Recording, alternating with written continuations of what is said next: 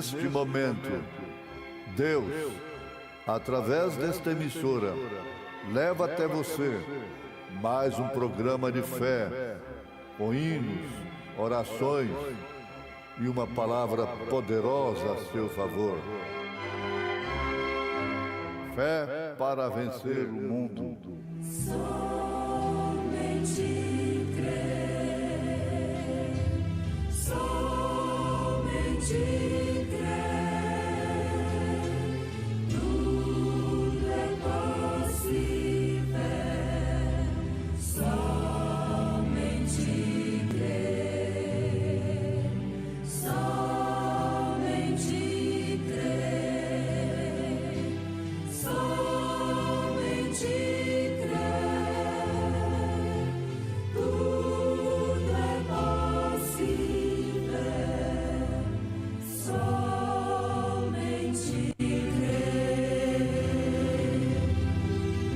vi um novo céu e uma nova terra, porque já o primeiro céu e a primeira terra passaram, e o mar já não existe. E eu, João, vi a santa cidade, a nova Jerusalém, que de Deus descia do céu, adereçada como esposa ataviada para o seu marido. A formosa Jerusalém, irmã Valdécia cantando em momentos do Tabernáculo da Fé.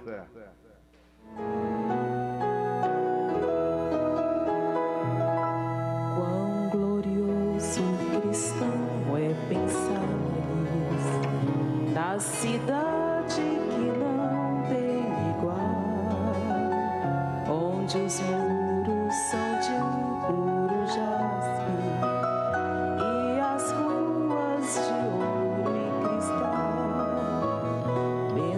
como será glorioso ver-se a triunfal multidão que cantando aguarda a chegada dos que vencem a tribulação.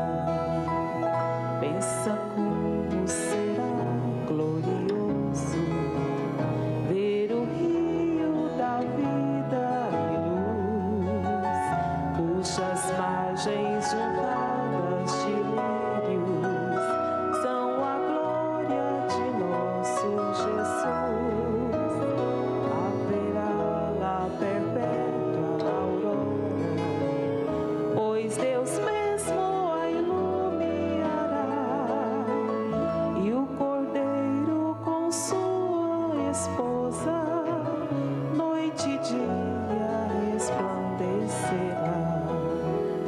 Pensa na celestial melodia que a terra encherá de velar, e das harpas a doce harmonia ao passar o Jordão se ouvirá. Mesmo em dores que levam à morte, ser constante, não voltes atrás. Tua herança, tua eterna sorte é Jesus, o fiel o verás.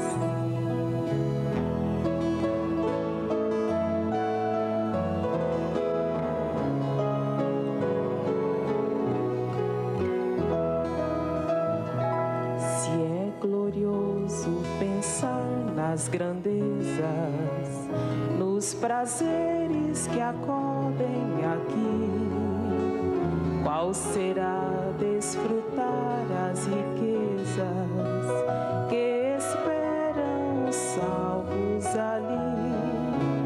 Os encantos do mundo não podem ofuscar essa glória da lei. Não almejas viver, ó amigo, nessa formosa Jerusalém. Não almejas viver, ó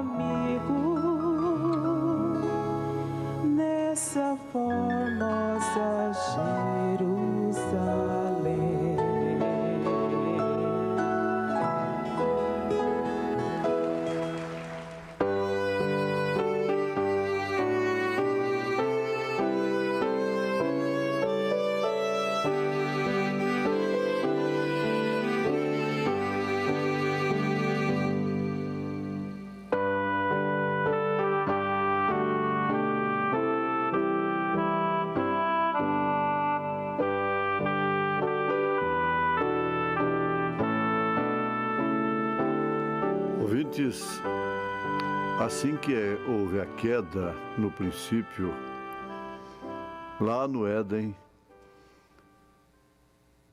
o mundo ficou nas mãos do maligno. É claro que por uma permissão de Deus, porque o propósito de Deus teria de ser cumprido, que é expressar os seus atributos.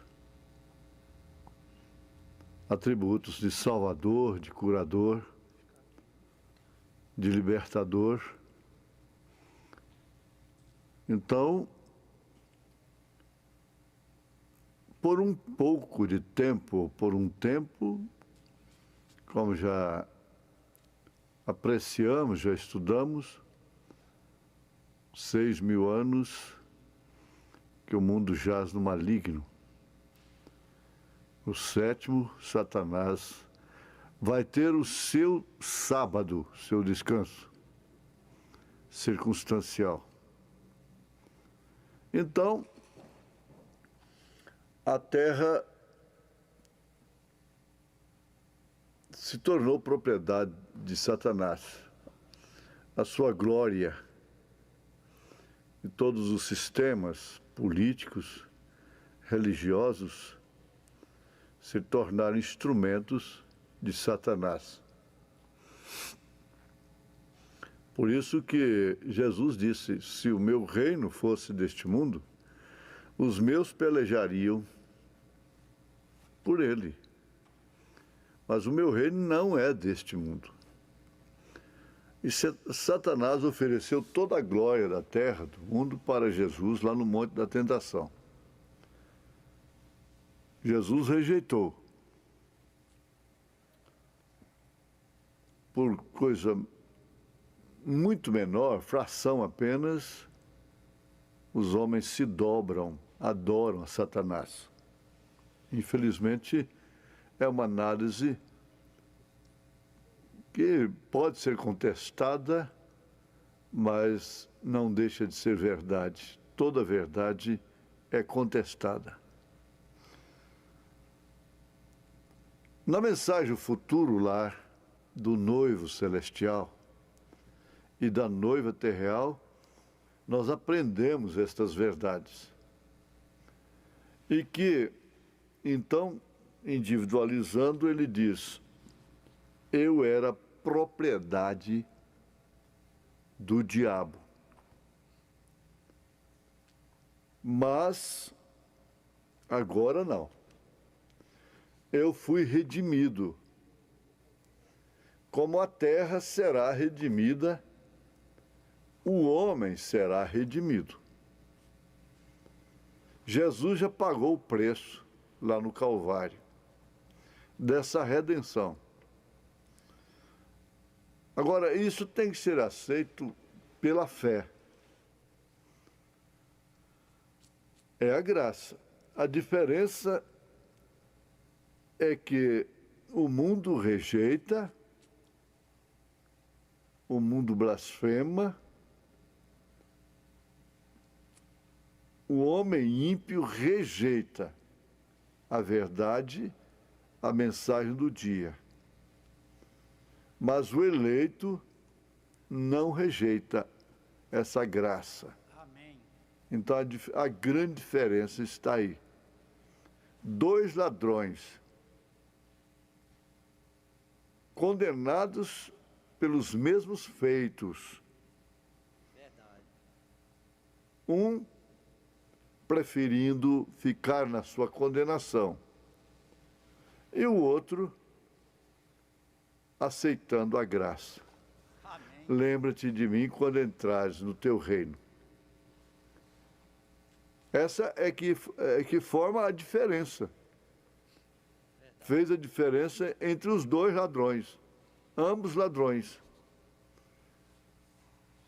representando os 2 lados da humanidade. Uma que rejeita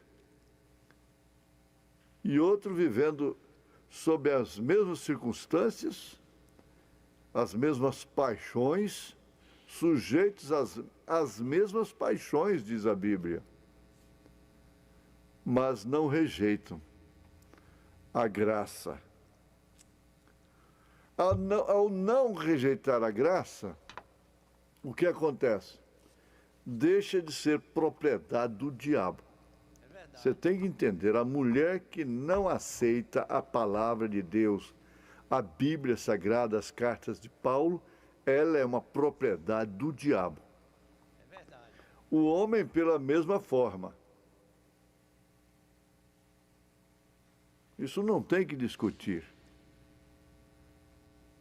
Agora, aceitando a graça, não importa se tenha sido uma samaritana, uma Maria Madalena, um Zaqueu, não importa. O que faz a diferença está exatamente aí. A terra tem sido uma propriedade indevida de Satanás. Por isso ela tem sido maculada, ela tem sido destruída. O progresso, que é a alavanca do diabo para enganar, para cegar o entendimento dos homens. Essa é a linguagem de Paulo. O Deus deste século cegou o entendimento dos homens, para não verem isto. Cegando, estando cegos, não podem ver. Nunca podem ver a visitação de Deus no seu dia. Para eles, esta mensagem é heresia.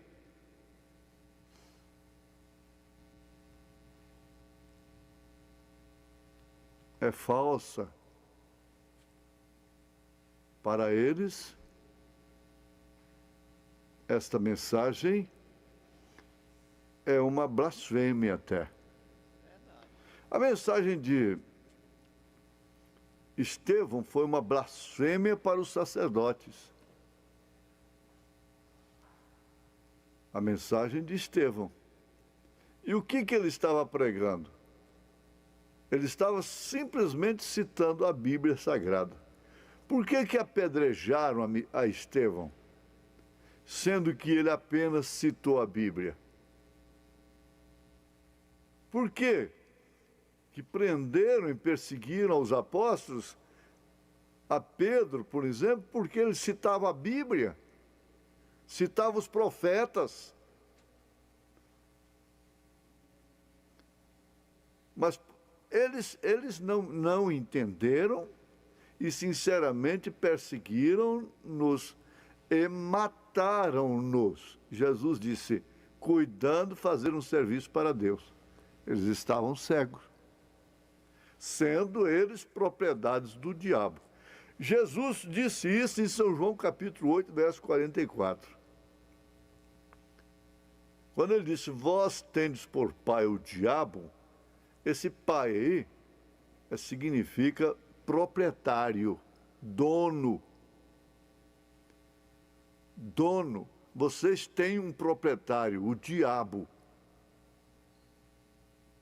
Em São João, capítulo 8, verso 44. Qualquer evangélico que ouvisse um pregador falar isso a respeito de uns homens como aqueles, ficariam escandalizados. Qualquer evangélico ficaria escandalizado. Ficaria até revoltado. Porque os homens eram pios, eram exemplos. Exemplos. Agora, chega um nazareno, para eles, com um nascimento ilegítimo, dizendo que eles eram filhos do diabo. Que loucura! Agora, o que Jesus diria hoje, se ele viesse em pessoa? ele diria, ó, benditas filhas de Deus, né? Benditos filhos de Deus. Benditas filhas de Deus. Benditos filhos de Deus. Ele diria isto. A mensagem não pode ser aceita definitivamente por esse mundo religioso. Então você pense nisso agora. Guarde no seu coração. Uma vez eu era propriedade dele, do diabo. Não vamos rodear toco, não. Como a terra também. Mas agora não. Aquela mulherzinha foi propriedade indevida de Satanás. Mas, assim que ela se encontrou com Jesus, acabou.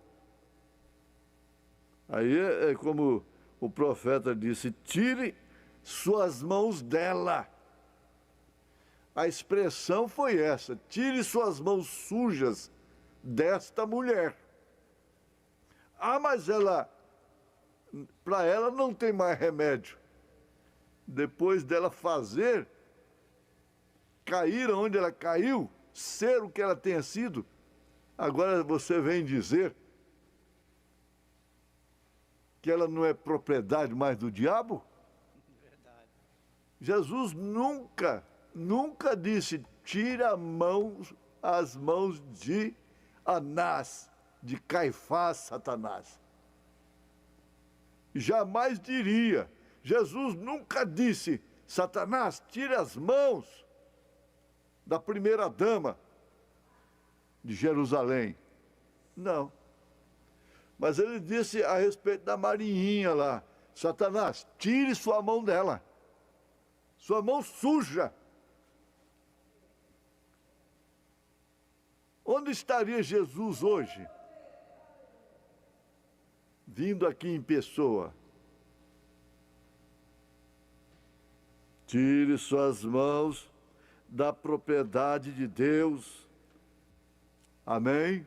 Amém. Tire suas mãos da propriedade de Deus. Graças a Deus. Tenha fé, meu irmão, ele clama assim, para reclamar o que é seu. Amém. Tenha fé para requerer. Este é um direito seu. Verdade. Porque isto tem vindo de Deus Aleluia. para os seus filhos. Esse grande mundo religioso jamais terá essa fé. Jamais. Ele encontrou uma mulher que andava encurvada há 18 anos. E ela entrava ali, saía por ali. Ela tinha até uma certa contemplação da parte deles. Mas quando Jesus a encontrou, ele a libertou de Satanás. E quando ele foi censurado porque fez aquilo no dia de sábado, ela disse, espera aí, não me era lícito soltar, libertar esta filha de Abraão que há 18 anos andava presa por Satanás? Não é lícito libertar filhos de Abraão? Filhas de Abraão? Acontece que o próprio Senhor Jesus disse que eles não eram filhos de Abraão. Verdade. Aí que está a coisa. Os que não eram encurvados presos por Satanás não eram filhos de Abraão. Ele disse: vós tendes por pai o diabo. Vocês dizem que são filhos de Abraão, mas vocês são filhos da serpente, que é por excelência religiosa. Então você vê esta Bíblia caminhando com o seu autor, com o Espírito Santo, formando um estado,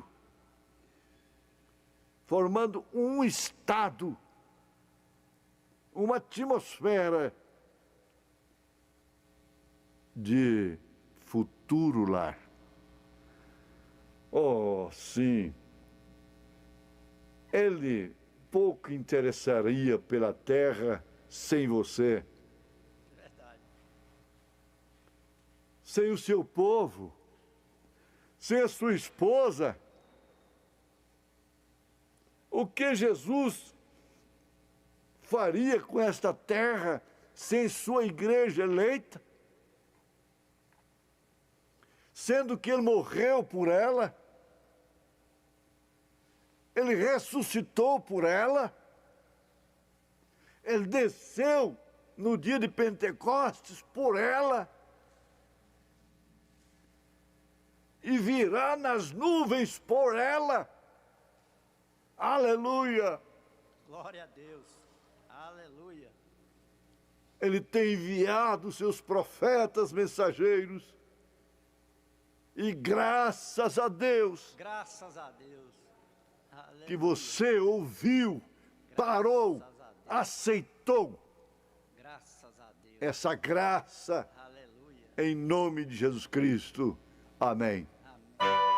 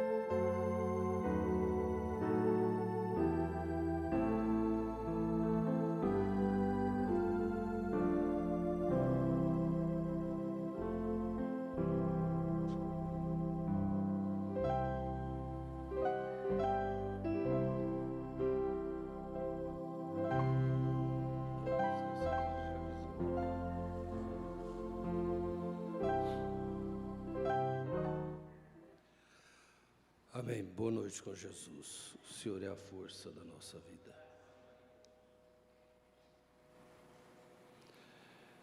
Nós vamos nos colocar de pé e vamos ler Hebreus capítulo 4, verso 14 ao 16. Nós vamos procurar ler de uma maneira unânime.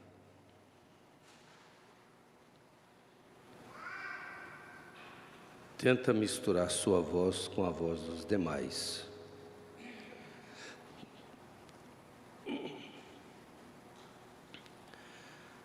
Visto que temos um grande sumo sacerdote, Jesus, Filho de Deus, que penetrou nos céus, retenhamos firmemente a nossa confissão.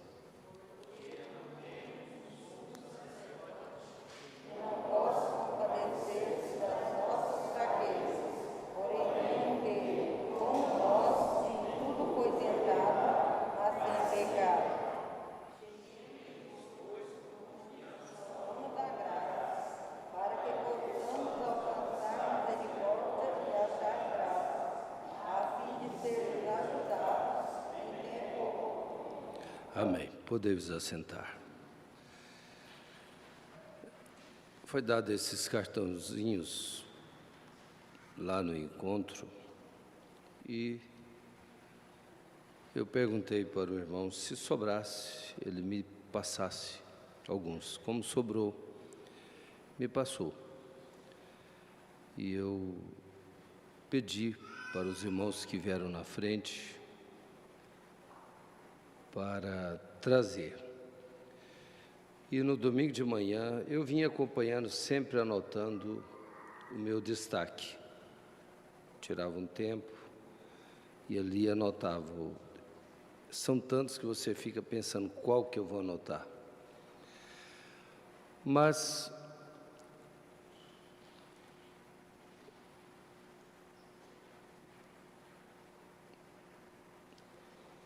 num programa de rádio do dia 11/12 de 1979, foi rodado lá esse programa da Série A, na reunião interna. Como sempre, esperamos uma palavra correta que inspire confiança. Pastor Joaquim Gonçalves citou isso.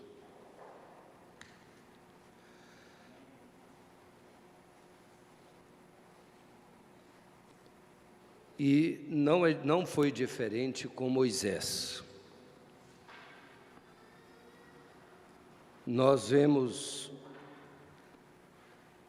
que Moisés, olha só, voltando no 107, no tempo de Moisés, Deus, o levou para o deserto.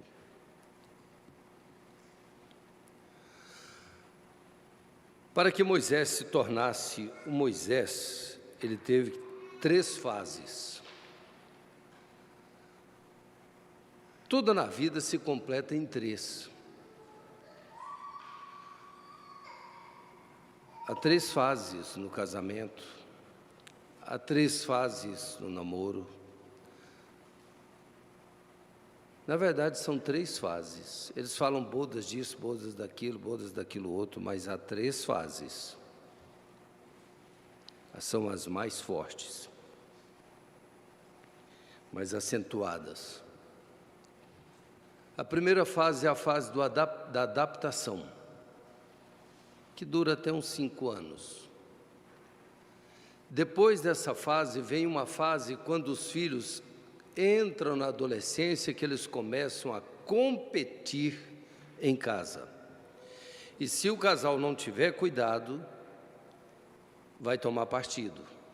E quando isso acontece, às vezes o casal separa por causa da fase presente do casamento. E tem uma outra fase também, é quando a mulher chega na velhice, entra na menopausa. Preste bem atenção no que acontece nos casamentos.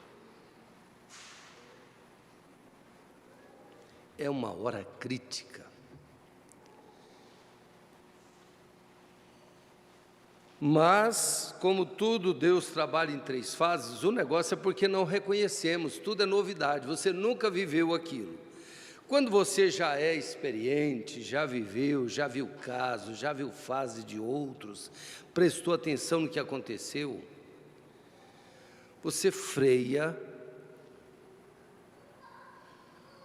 e começa a observar melhor.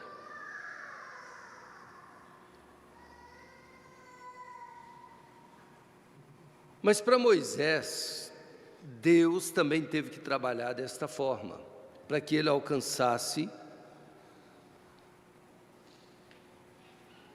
o ponto máximo que Deus o queria. Na primeira fase, Moisés encheu-se de tanto conhecimento e se tornou grande. Ele já se sentia o próximo faraó. Ele até pensou que ele libertaria Israel através das suas mãos, da sua força, da sua mente, da sua intelectualidade. Com o seu conhecimento estratégico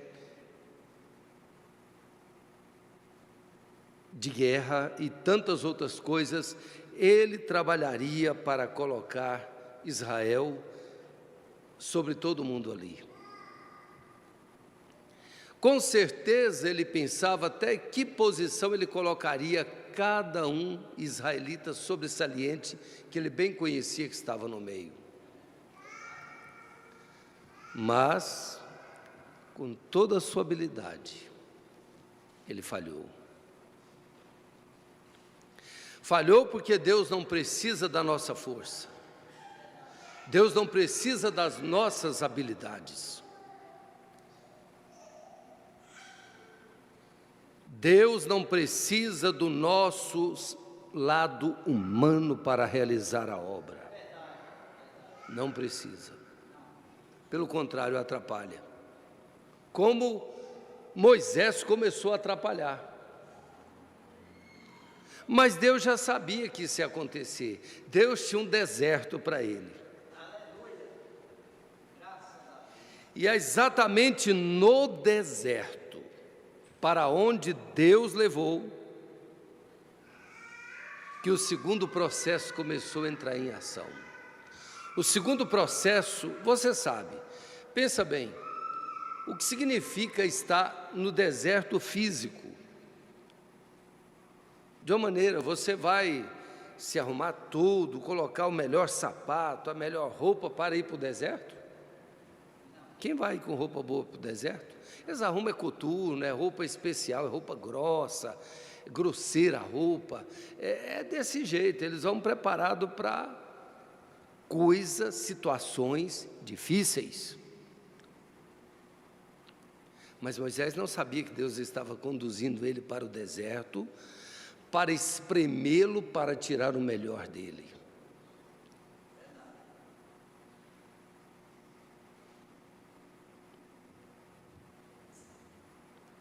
E lá no deserto, por 40 anos, como nós vimos no parágrafo 107, Deus tirou todas as suas ambições, Deus tirou todas as suas habilidades, Deus tirou tudo que ele tinha de Moisés, ele tirou de Moisés tudo que ele tinha de Moisés.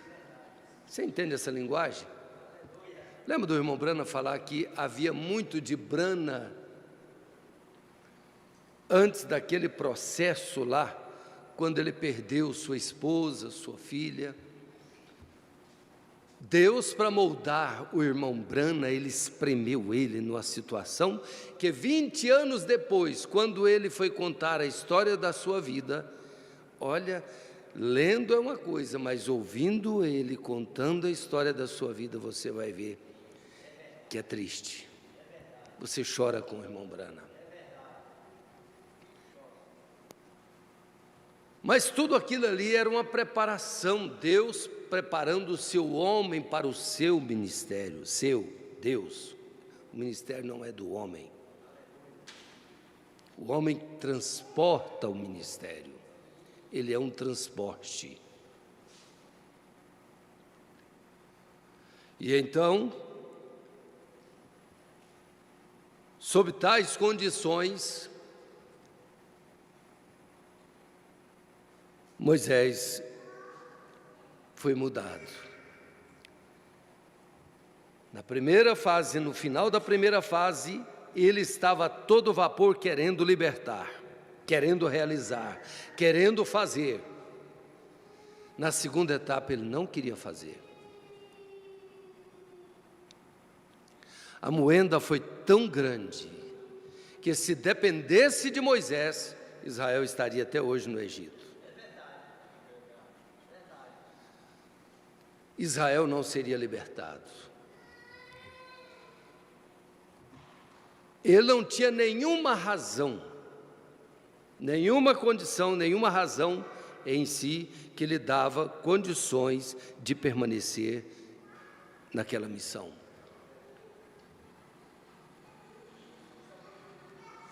Mas olha só como Deus trabalha.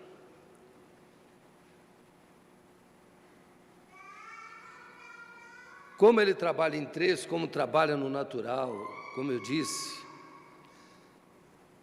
quando você chega, passa pelas duas primeiras etapas, chega na terceira etapa, se você lembrar que são fases, então o quadro muda. O quadro só não muda se você não lembrar. É por isso que o irmão Branham sempre disse: vocês se lembrarão disso.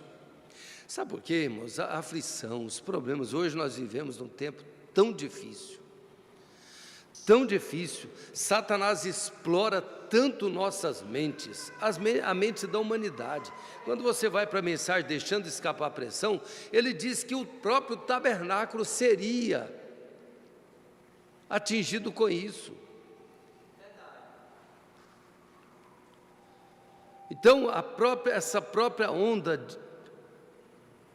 magnética, essa onda Wi-Fi e radiofrequência, que naturalmente isso dá problema. O que comemos dá problema. A atmosfera está carregada de informações, de imagens, que nosso espírito capta. Há algo em nós que capta as coisas que nós não podemos ver e nem ouvir. E isso nos atinge. Então é por isso que normalmente você vai ver as pessoas falando: eu esqueci.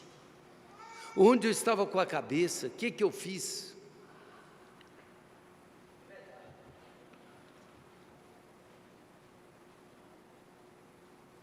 Então é por isso que nós temos que tentar deixar escapar a pressão. Mas como que você deixa escapar a pressão? É explodindo? É fazendo como Moisés tentou deixar escapar a sua pressão?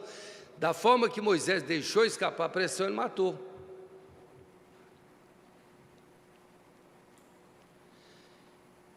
E nessa fase que você está vivendo, possivelmente, alguém esteja vivendo, se você não souber lidar com a pressão que é formada dentro de você, você vai explodir. Você vai tomar atitudes, você vai entrar num estresse terrível e vai matar alguma coisa na sua vida.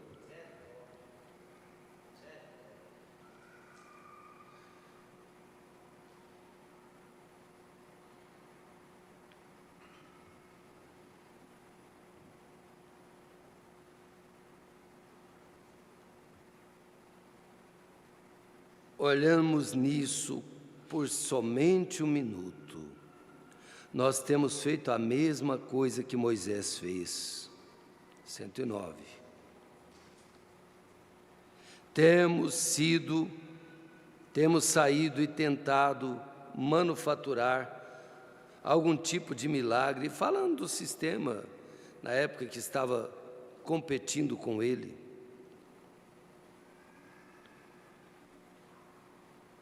E olha só o que eles faziam.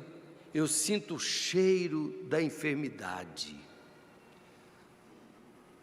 Eu tenho sangue em minhas mãos. Outros, óleo aparecia na mão, óleo de unção. Manufaturando milagres. E o que temos recebido? Olha, se nós não podemos ter a coisa correta, da maneira que Deus ordena que seja, é melhor não ter do que manufaturar. É isso que o irmão Branham ensina. Ou temos o que precisamos ter, ou então é melhor não termos. Mas é fácil não termos. Às vezes você tem uma chinela que ela arrebentou. Isso aconteceu comigo. Tinha só uma chinela porque o quichute já não prestava mais. Então eu tinha uma chinela. Aí aquela chinela arrebentava aquela cabecinha. Vocês lembram daquela? Ainda tem essas havaianas aí. Arrebentava aquilo, pensava, já que não tem a ponta, eu vou jogar a chinela fora. Lembra o que nós fazíamos? Enfiava um grampo ali. E vocês se lembram o que acontecia? Às vezes rasgava. Rasgava, aquele furo rasgava. E na hora que não podia rasgar. Não era brincadeira isso. Você passava vergonha com aquilo. E para não dizer que arrebentou, ia arrastando. Era difícil, irmãos, não era brincadeira. Hoje nós rimos disso, mas naquele tempo, naquela situação, você vivendo aquilo, você não estava manufaturando ter uma chinela, mas era a única coisa que você possuía. O sapato, olha, é melhor não ter calçado do que ter esse calçado com um buraco embaixo, porque você pisa na água, molha tudo por baixo. Não é brincadeira certas coisas, não é?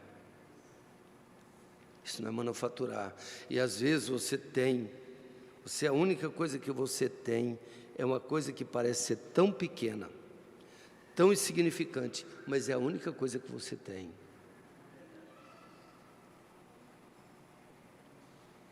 Estava rasgado, mas era sapato. Ainda que fosse por cima, por baixo estava furado, mas era calçado. Estava arrebentada aquela coisinha lá da chinela, mas era um chinelo. Até ter o que você precisa ter melhor, é melhor você dar um jeitinho no que você tem,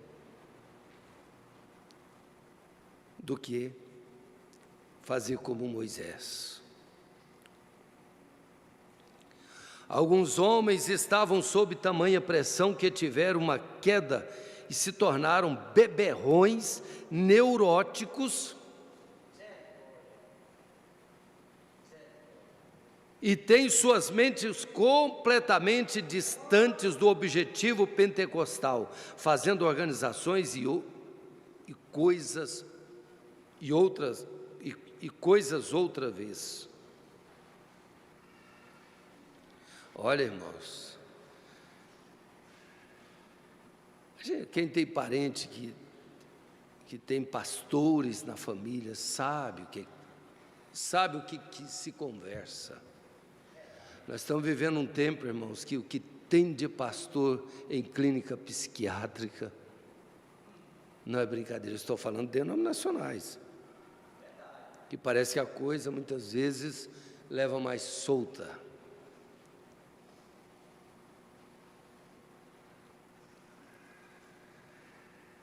E olha aqui o que o irmão Brana diz aqui no 111. O que temos feito matou um egípcio. Isto é certo. E nós temos tentado, temos excedido, temos retribuído, temos trabalhado a noite inteira em reuniões de oração, até perdermos a voz e tentarmos manufaturar algo e comprimir algo e todos esses tipos de coisas e encontrar que isto é uma falha total. Aí cai na mídia, igual um caso de um que colocava um negócio no ouvido dele e tentava fazer o que o irmão Brana fazia. Alguém ficava lá escondido contando. O FBI pegou. Outro pegava o Instagram daquela igreja, isso já aqui no Brasil, pegava o Instagram, lia o perfil da pessoa e alguém ficava contando o perfil de cada um dos que estavam ali dentro. Acha que não pega? E por que nunca pegaram o irmão Brana? Porque aquilo era original, aquilo era Deus falando através de um ser humano falho, que um dia admitiu diante da congregação que havia mentido. Está aqui na mensagem. Aleluia. Graças a Deus. Você vê um Davi também falhando no Salmo 51, expressando como ele deixou escapar aquela pressão. Essa Bíblia é tão bonita, não é, irmãos? Essa Bíblia tem tudo que nós precisamos para encontrarmos uma saída para cada situação. Nós precisamos de uma ida ao deserto. Aí já não é Moisés, não é Paulo, não é o fulano. nós precisamos de uma ida ao deserto. Porque lá no deserto você vai se encontrar separado, separada com Deus. E ao se encontrar separado com Deus, você vai ouvir só Deus. Mas tome cuidado. Foi lá no deserto também, no monte, que o diabo falou com Jesus. E é tão difícil você discernir entre a voz de Deus e a voz de Satanás. Sabe por quê? A voz de Satanás, ela está atrás da razão. E como seres humanos, somos tentados a sermos dirigidos pelo lógico, pela razão. A razão tem muita facilidade para nos dominar, porque é um dos sentidos. Se é um dos sentidos, faz parte de nós. Faz parte de mim a razão, faz parte de você a razão. Mas Deus não trabalha pela razão. Deus trabalha através da fé. É a fé de Hebreus capítulo 11 que muda a situação. É a fé de Hebreus 11 que realmente traz aquilo que nós precisamos, porque não é uma fé comum, é a fé de Deus. É a fé perfeita. Eu até pensei em levar um paralelo aqui com a mensagem da fé perfeita, mas não dá tempo.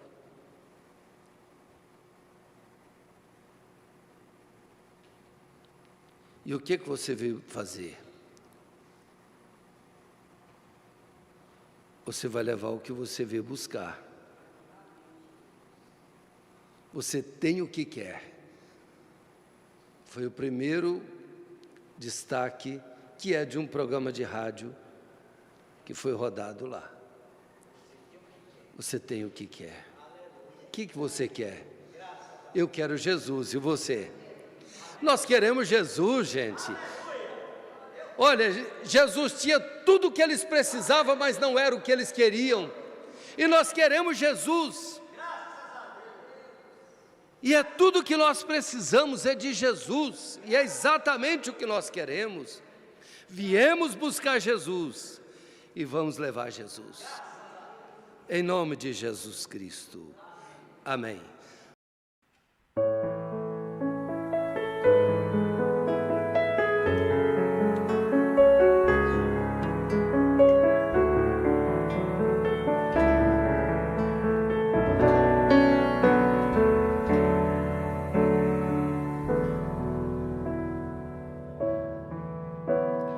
Tua misericórdia incompreensível é, Senhor.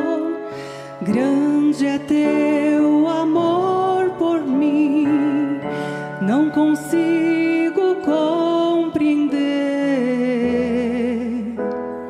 Tua misericórdia incompreensível é, Senhor.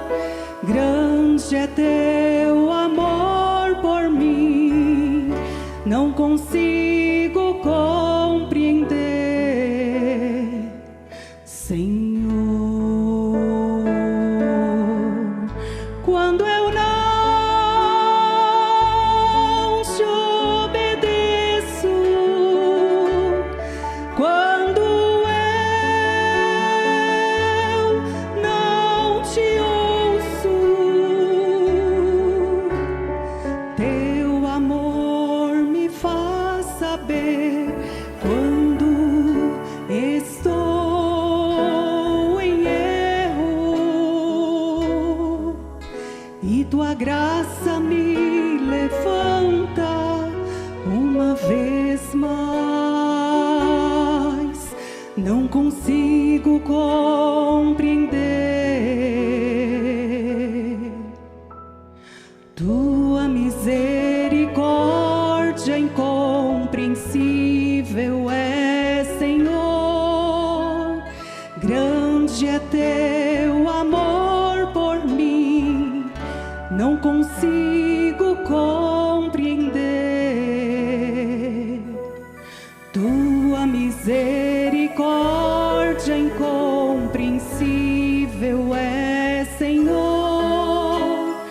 Grande é teu amor por mim, não consigo compreender,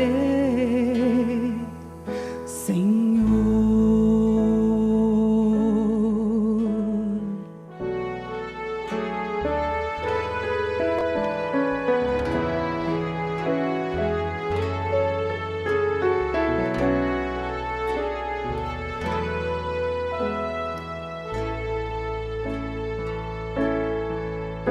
Quando estou